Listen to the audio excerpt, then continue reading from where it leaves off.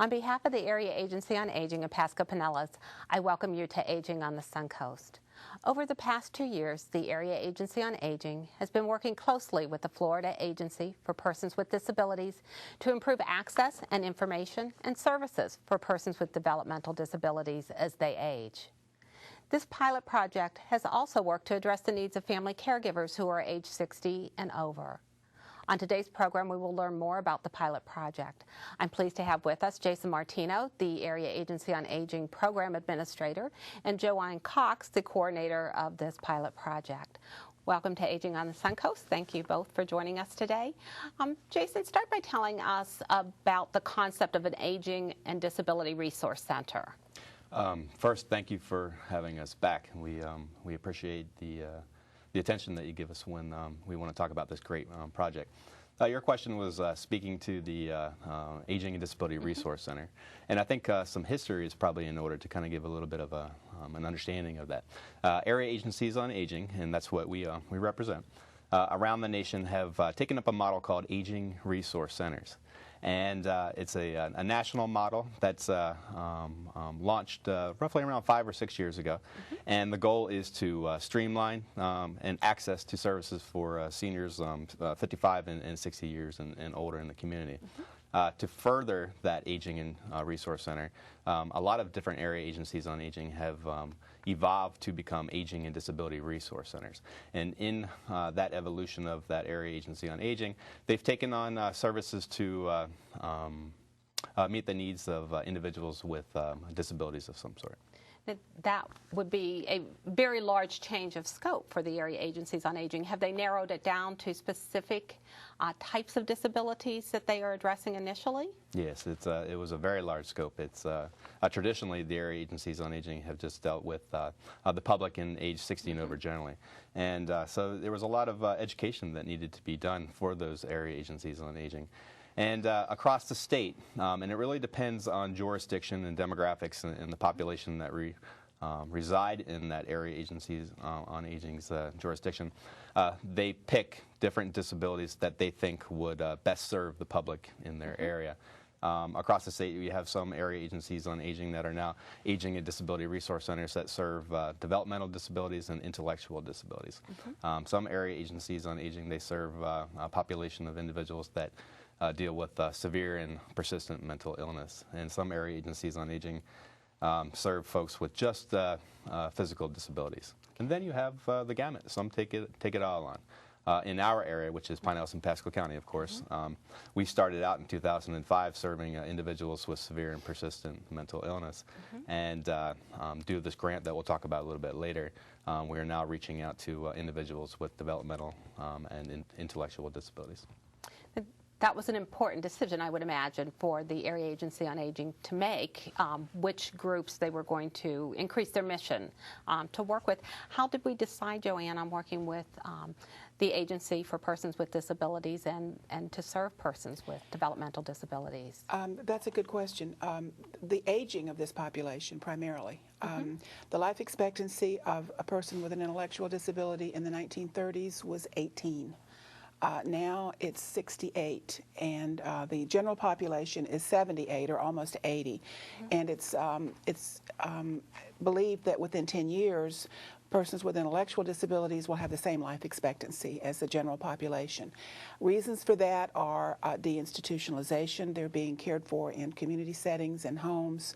Good medical care have virtually eliminated the secondary problems that went along with these disabilities. The second reason is the aging caregivers, the individuals who have taken on this life responsibility of raising a child with an intellectual disability. They're getting older, and they have not been aware of what services are out there to serve the aging because they've put their disabled child's needs above their own. So they're now realizing that this disabled child is going to outlive them, and they need to start looking at what's available. There's also limited service dollars, of course, and a mistrust for many of them of government intervention, because for many of them when that child was born, the options were primarily an institution. So there has been a reluctance to access government and other services.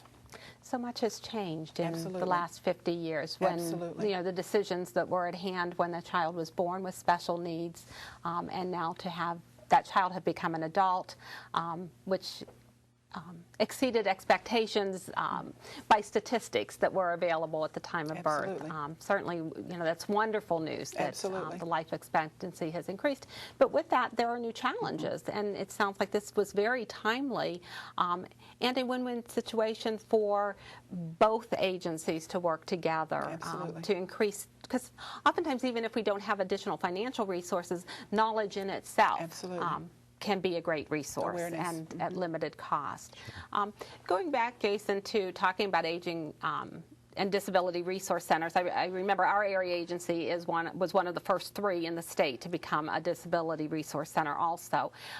When you talk of the services that are delivered from an ADRC to these special populations, what types of services are those? I think when we evolved into an ARC and then further into an ADRC back in 2005 and then further took that evolution in 2009 through the 12, we really had to beef up our resources. Primarily we had traditional resources that really catered and served best individuals throughout the lifespan, Right. but not really focused on any type of disability so much, maybe a little bit of physical. So we really needed to stretch our knowledge base really and get in touch and resurrect relationships that we had previously with traditional providers of individuals with disabilities and get them into our database. And having that knowledge of those types of resources, we were able to best serve that individual with either information where they can be Right. empowered enough to go and seek out that service, and or give them access to some sort of a referral process for them by performing an intake with that individual. Okay. And of course, the 3 of us sitting here, we know intimately what an Aging and Disability Resource Center is, and it goes from everything from a simple call to our senior helpline with information that can be provided to the helpline doing a referral or perhaps conducting intake for some of the programs that we fund to actually funded services in the home. Right. So there's a broad range, and the services that we provide fit within that range of services. Apparently, it was recognized that area agencies on aging do a pretty good job of delivering services and serve well as an information base in the community. And so the ability to extend that to other populations is hopefully a win-win for everyone. Yeah. Going back to talking about this specific project, though, tell me when it was started, what the time frame for it was, and how it developed. We had a pilot project, and it started roughly around December of 2009. And we made an application through the Department of Elder Affairs, our state unit on aging. And we did that in unison with Planning and Service Area 8, which caters to Fort Myers and some of the counties down southwest Florida. And the goal for our agency, like we talked about a little bit earlier, was to evolve to an additional disability, and that's serving individuals with developmental disabilities and intellectual disabilities. For Planning and Service Area 8, they were still an aging resource center, and that pilot project was to assist them becoming an ADRC. And they took on the mission of serving individuals with developmental and intellectual disabilities as well. The pilot project was for 3 years, and it ends this year, actually, towards the end of the year.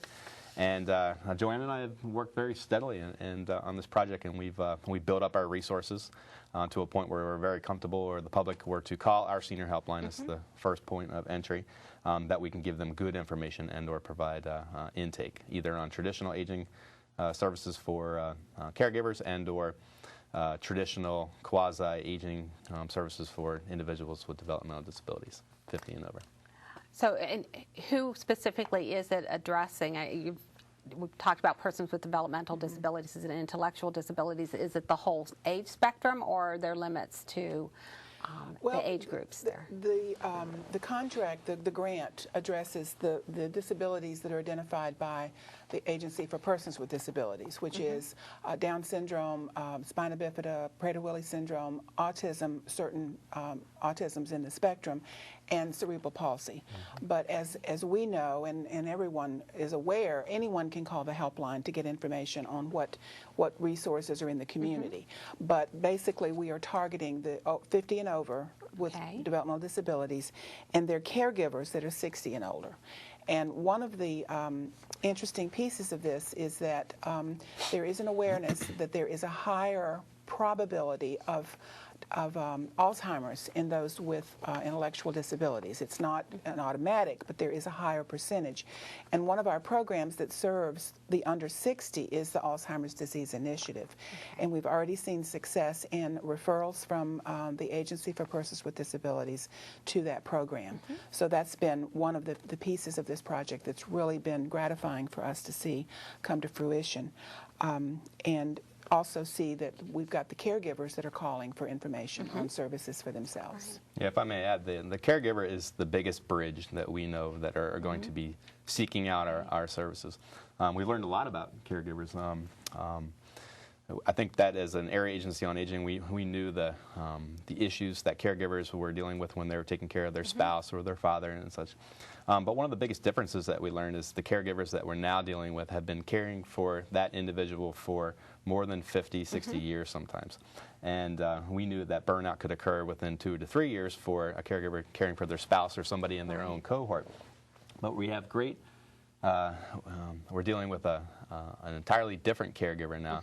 And our goal is to keep that caregiver intact so they can provide that care for that person. Right. I can see that difference is substantial because generally as we deal with aging caregivers who are seniors and then become caregivers, they can become a caregiver overnight, whereas these are individuals who probably could teach the rest of us a lot about caregiving because they've been doing it for a lifetime. But also as they age, then their needs may change or they may need more resources to continue as a caregiver. Sure. So a very important linkage. The project has been well underway for 2 years. Now let's talk some about the accomplishments, what you have done during those first 2 years. Partnership building is one of the biggest ones that I can think of as well. Having agreements and having philosophical agreements with different agencies that we've long had relationships with before are now enhanced and bolstered in the fact that we're doing a little bit more formal work with them. Some of those are the Center for Independent Living, what is known as a Disability Achievement Center in Pinellas County. Center for Independence in Pasco County, the PARC in Pinellas County, and UPARC. UPARC, yes. Northern Pinellas County. So those have been long-term agencies, experts in their field. So now you've kind of brought all of this knowledge together. Sure. And out of that, there has been some resource development. There are some new resources. We've gotten a great deal of information from the Agency for Persons with Disabilities that we've incorporated into our database. So when we get those calls saying what resources do you have in the community, we can give them good information. Another piece of this has been training. We have done training at these agencies that Jason mentioned. The people from the Agency for Persons with Disabilities have trained our people, and this has been a very effective way to partner so that we increase that awareness both ways. I would think that at least I can speak on behalf of our agency, that they would welcome this opportunity to gain new knowledge. And you've brought in the experts to provide that training to them so they can, when we take on a new project, we want to be best prepared to provide good, accurate information. And I would assume those are ongoing collaborations that you have with the organizations that you have mentioned, so that there's a back and forth as we encounter some challenges. Yeah, like I was saying before, we've had long-standing relationships with these types of organizations, and we've enhanced them now. Cross-training, as Joanne said, is essential for us to be able to do our job effectively.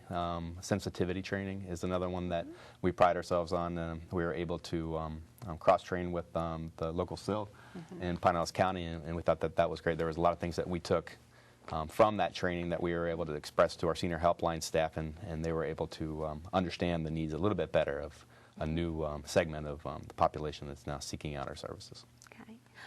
We're going to take a break now, but when we come back, I'd like to gain an understanding of both, some of what you've shared with the rest of the state as a result of what you have learned these first 2 years, and then also an idea of some of the outcomes that will continue as this project is drawing to a close. So we'll be back with our audience after this short break.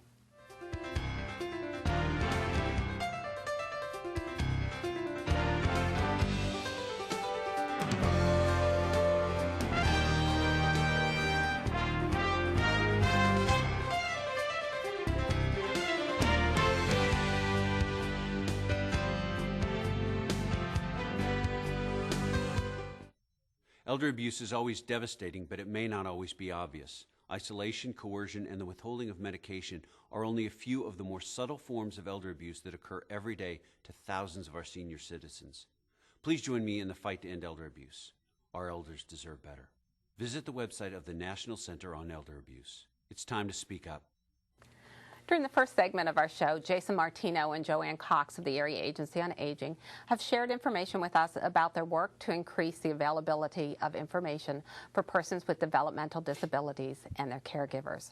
We are interested to learn more about the outcomes of this project, and I'm glad to have you back during this segment to share some additional information. First, though, let me mention to the audience that we will be running the Senior Helpline telephone number throughout the program, and that would be the place to call if they have any questions about what we're discussing today, or if there are people in the audience who are caring for someone who has a developmental disability or concerned about a caregiver of a person with a developmental disability. Our Senior Helpline is positioned to help them now as a result of your project. We were talking some about the outcomes of the project, and I know one is the original intent was for us as an area agency on aging to take on service to another disabled population, but some areas of the state hadn't yet done that. Are you sharing this knowledge with other areas of the state so that they can make that transition to become an aging and disability resource center? Yes, we have. We've been invited to do a training using a curriculum that it was developed to assist in this project in converting program and service areas that were just an aging resource center to become an aging and disability resource center. We provided training to the Tallahassee area agency. We were invited to come to Tampa to assist that area agency in their conversion. We did Pensacola back in December, and we're scheduled to go to Gainesville next month to present a day-long training for that area agency so that they can meet the requirements to becoming an aging and disability resource center. So we've been really gratified that people have invited us to assist them in that conversion. We have also presented at some statewide conferences as the awareness of this has been elevated at the state level. We presented at the Florida Council on Aging conference last summer. The ARC statewide conference invited me to come in last fall, and the Agency for Persons with Disabilities statewide conference invited us to present at their conference back in the fall. So we've been very, very busy in helping others to reach this level of awareness. And as we talked earlier, the ongoing cross-training with our local partners will continue. Okay. That cross-training has been effective for our staff and the staffs of the Agency for Persons with Disabilities? It really has. We've gotten great feedback from that cross-training. Yeah. And I think it's a reciprocal education that's going on. We're learning a lot about the nuances of the services that traditional developmental disability providers provide, and then also they're learning about the idiosyncrasies of our services. And that's important for us to make good, meaningful referrals back and forth when appropriate. So often for professionals, I used to say to my daughter, you're only as good as your Rolodex, which is not the term now. I'm sure it's your BlackBerry or whatever tool you use. But, when you know that there are other trusted partners in the community that you can refer to, you have some knowledge of their programs so that you know that there is a resource out there. And that sounds like, that's what you've been doing is really beefing up that Rolodex with the knowledge that stands behind it. And it's interesting to hear that other areas of the state are not only recognizing the need, which from the statistics, the demographics that you're sharing with us obviously is there and will be increasing, but you've given them some tools with which to address it. So that's all good news. We're proud to think that we were a part of their formal transition. Now 11 of the 11 area agencies on aging are now aging and disability resource centers across the state. So we'd like to think that we were good partners in that transition. We know that there was much more work on their end that they need to do, but we think that this is one piece that was a big benefit to them. And I think, too, that there's an awareness nationally that the aging of the developmental disability population makes sense for that group and those resources to partner with the aging population. So we're seeing nationally this partnership developing. Right. We've talked about increasing our database, and again, that's probably a term that it's kind of like Rolodex. What does that mean to the consumer out there who perhaps has, is a caregiver for a person with a developmental disability? What can they get from calling our senior helpline now? Well, I guess the best way for me to articulate that is maybe create a scenario of some sort.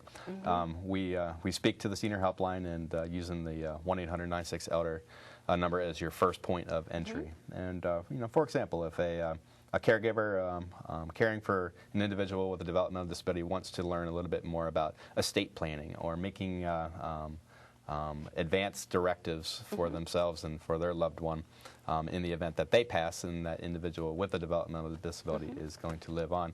We have legal resources in our senior helpline, and so one of our operators will, of course, give that person information and or maybe perform an intake for them so they can get that legal assistance to help them with that those advanced directives or that estate planning or any type of legal issue that may come around. Legal is one small example, I believe, of what we can offer.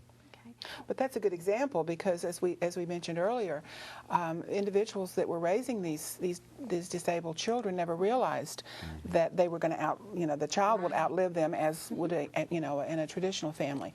So this is a real essential piece for many people, is to plan financially for the inevitability of that individual outliving them as in a typical family setting. Right. And it's new for us as well.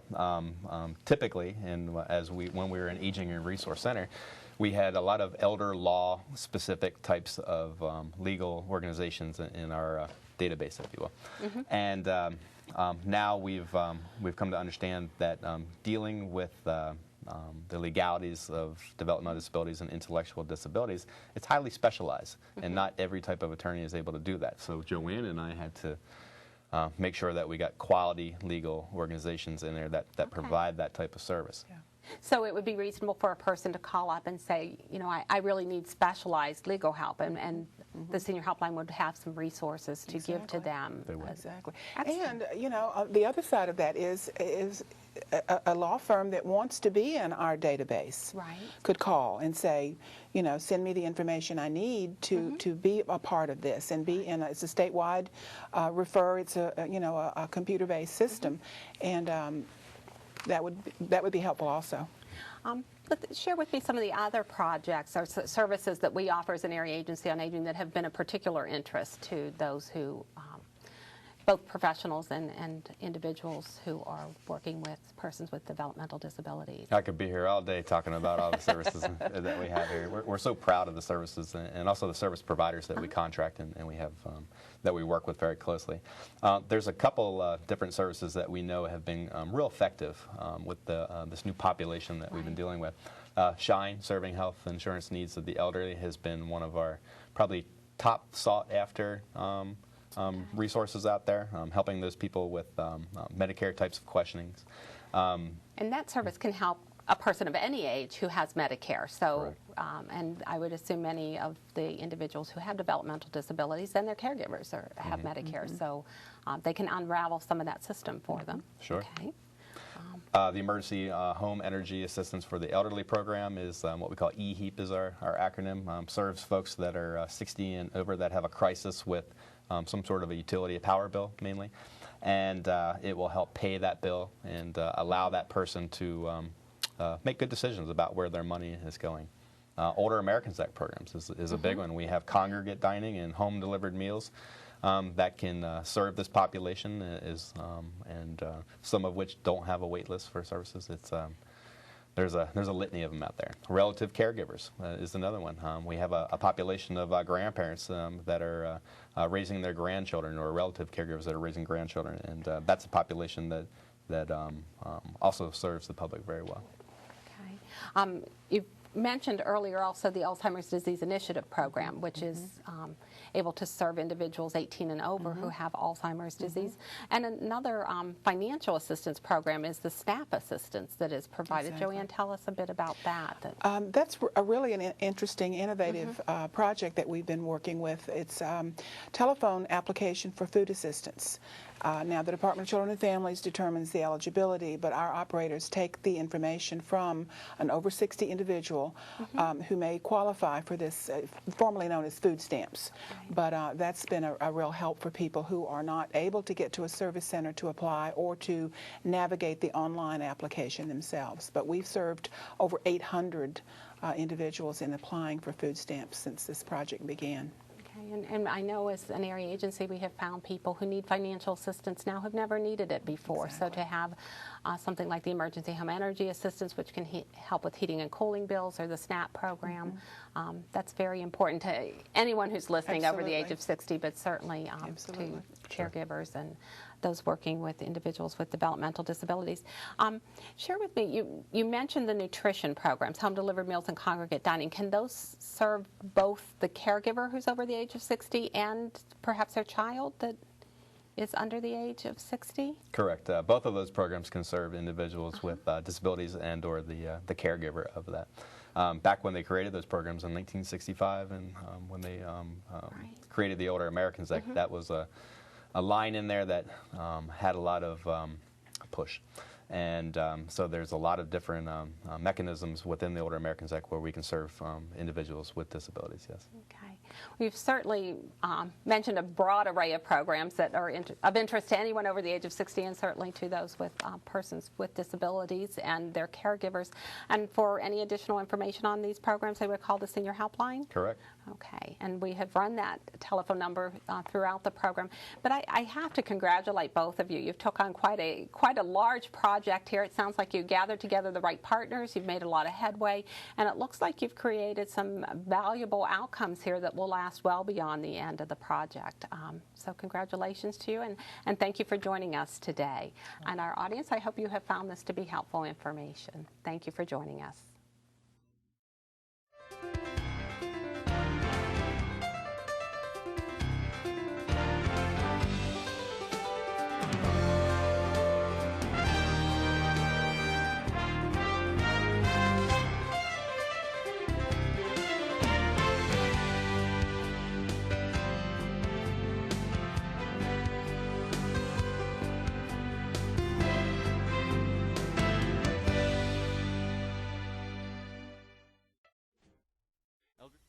Hi, I'm William Maypother. I play Ethan Rahm on the TV show Lost.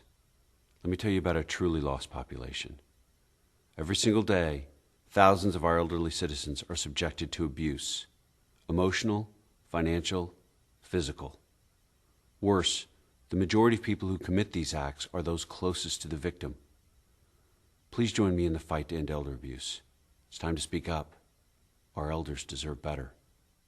Like any superhero, she looks like an ordinary citizen most of the time, but she's the scam grand, standing up for millions of Medicare recipients who are vulnerable simply because they don't know how important it is to protect their Medicare numbers, detect Medicare fraud, and report suspicious charges. The Scamgram works at her local SMP. Every state has one, and they're all dedicated to helping you protect, detect, and report healthcare fraud. Call your local SMP at 877-808-2468. Elder abuse is always devastating, but it may not always be obvious. Isolation, coercion, and the withholding of medication are only a few of the more subtle forms of elder abuse that occur every day to thousands of our senior citizens. Please join me in the fight to end elder abuse. Our elders deserve better. Visit the website of the National Center on Elder Abuse. It's time to speak up.